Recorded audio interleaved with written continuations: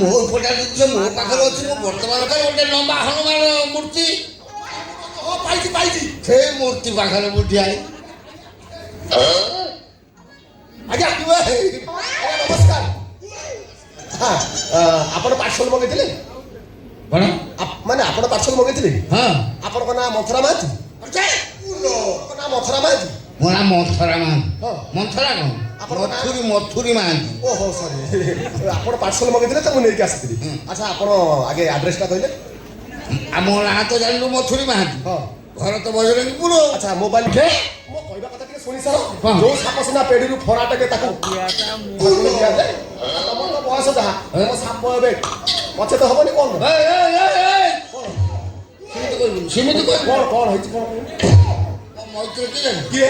ସୁନା ଭାଇ। କ'ଣ ହେଲା? କ'ଣ କହିଦେଲୁ? ଅଚେତ ହଁ ଜିନିଷ ବେଳେ ବେଳେ ସେ କେଳି ଭାଙ୍ଗି ଦଉଛି। କଥା ମତେ ଖାଲି କହ ସେ କାମ ଦବ ତ। ବୋଲା ତମେ କ'ଣ ମଗେଇଛ ତା ଭିତରେ କ'ଣ ଅଛି ମୁଁ କେମିତି ଜାଣିବି? ମୁଁ କହିଦେଲି ମତେ ଟିକେ ଲାଜ। କିଏ ଲାଜ କରିବାର କ'ଣ ଅଛି? ମୁଁ କ'ଣ ଝିଅ ପିଲା ନା ତମେ ଝିଅ ପିଲା? କିଏ ତମେ ପୁରୁଷକୁ ମୁଁ ପୁରୁଷ? ସତ କହିଲ ୟା ଭିତରେ କ'ଣ ଅଛି? ତମେ କ'ଣ ମଗେଇଛ? କ'ଣ? ଚଢି ଫଟା ନେଳିଆ ଟାବଲେଟ। ସେଟା କି ଜିନିଷ?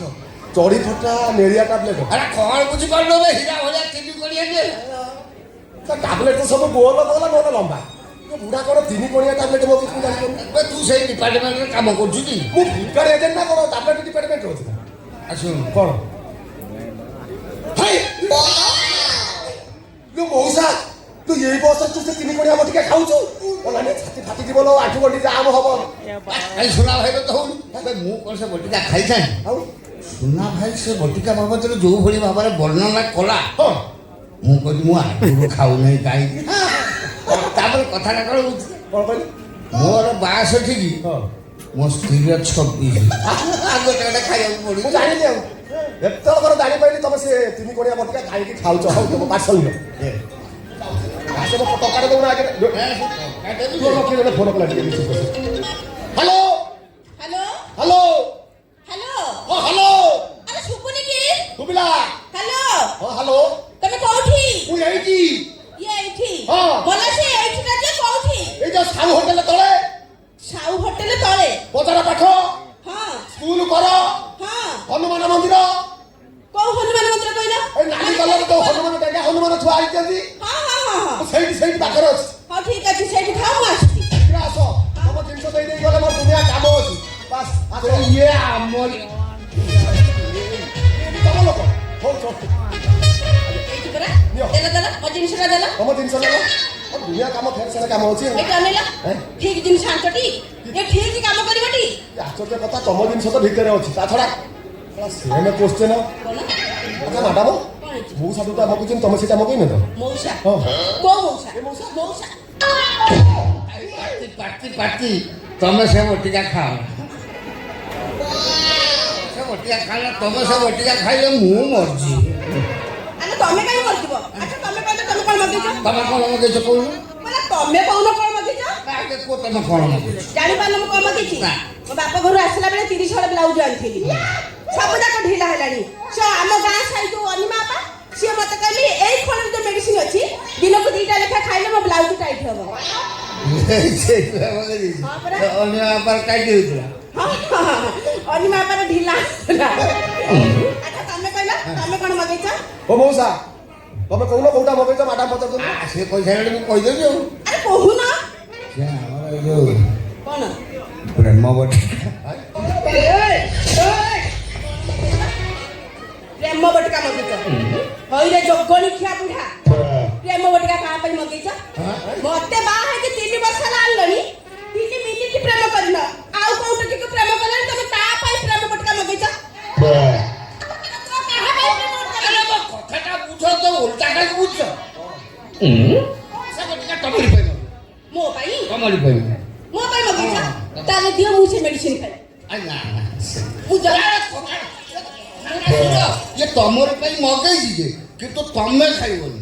ଆଉ କିଏ ଖାଇବ? ମୁଁ ଖାଇବି। ମୁଁ ଖାଇଲେ ତମକୁ କାମ ଦବ। କେମିତି ବା ମୁଁ ବୁଝିପାରିଲିନି। ତମେ ଖାଇଲେ ମତେ କଣ କାମ ଦବ? ସତରେ ତାହେଲେ ଆଜି ଆଜିଠାରୁ ତମ ଗିଅର ବକ୍ସ ଠିକ ଅଛି ମତେ ସେଇ କଥା କହୁନ ମୁଁ କାହିଁକି ଏମିତି ହଉଛି ତମକୁ ଡାକୁଛି ହଉ ଠିକ ଅଛି ମୁଁ ଆସୁଛି ହେଲା ୟା ପରେ ତ ବାଇକ ମଉସା ମାନିଲି ତତେ ଏ ବୟସର କାହିଁକି ତୁ ସେ ବଟିକା ଖାଉଛୁ ଆଉ ମୁଁ ବି ଆଜି ଜାଣିଲି ଯୋଉ ହାଇୱା ଟ୍ରକ୍ ଚଲାଉଛନ୍ତି ଡ୍ରାଇଭର ସେ କାହିଁକି ମଦ ପିଅନ୍ତି ମଉସା ମନେ ରଖିଥା ତୋ ଘର ହାୱା ପର ବାଲି ଲୋଡ ପାଇନି ନହେଲେ ଥରେ ଯଦି ଲୋଡ ପାଆନ୍ତା ତତେ ସେ ନାତ ମାରି କୁଆଡେ ପଳେଇ ଯାଏ ହଉ ଛାଡ଼ ମୋ ଟଙ୍କା ଦିଅ ଟଙ୍କା ଦେଲ 200 ଟଙ୍କା ଏଇଟା ତ ଖୋଲ ମୁଁ ଚେକ୍ କରେ ମୁଁ ତ ଖୋଲି ଯାଉଛି ମୋର ଅସୁବିଧା କଣ ହଉ ଜିନିଷ ରଖ ମୁଁ ଆସୁଛି ଏଥର ମଉସା ନମସ୍କାର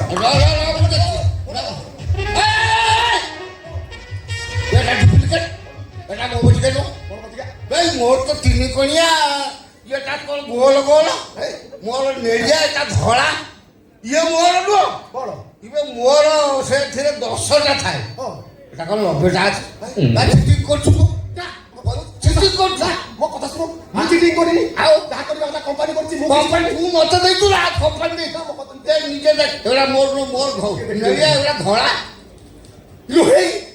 ମଉସା ଲୁ ଏ ବଟିକାଟା ମାଡାମ କର ଆଉ ମୋର ମାଡାମ ନେଇକି ଗଲେ ପୁଣି କହିକି ଯାଇଛି କୋଉଠି ମୁଁ କହିଛି 2ଟା ଲେଖା ଖାଇବା ପାଇଁ ମଉସା ଲୋ ଯଦି ତ 3 କଣିଆ ବଟିକା ମାଡାମ 2ଟା ଖାଇଦବ ଏ ଭଗବାନ ମୁଁ ତ ଖାଲି ତା ପାଖକୁ ଯିବାକୁ ଡରେ ଯଦି ସେ ବଟିକାରୁ ସେ 2ଟା ଖାଇଦବ ଗଲା ଆଜି ଧଳା ଘୋଡ଼ା ଦରକାର ହବ ମଉସା ଆଇଲା ଧର ମତେ ଧର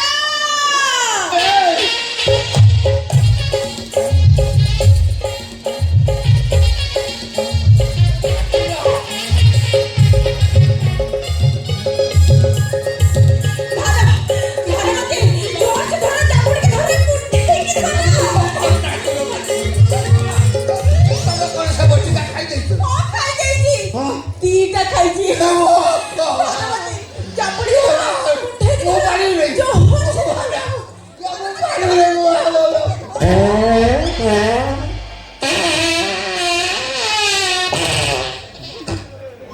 ତମର କଣ ହେଲା ହଗି ପକେଇଲି ମଉସା ତମେ ଏତିକିରେ ହଗି ଦେଲ ଏତେ ଗନ୍ଧ ତାହେଲେ ମତେ କିଏ ଧରିବ କିଏ ତମେ ଧରିବ ଠିକାରେ ଦେଖ ଜୋରସେ ଧର ଅଲଗା ଲୋକ ଚାପୁଡ଼ିକି ଧର ଠିକାରେ ଦେଖ କୁଣ୍ଠେଇକି ଧର ଦରକାର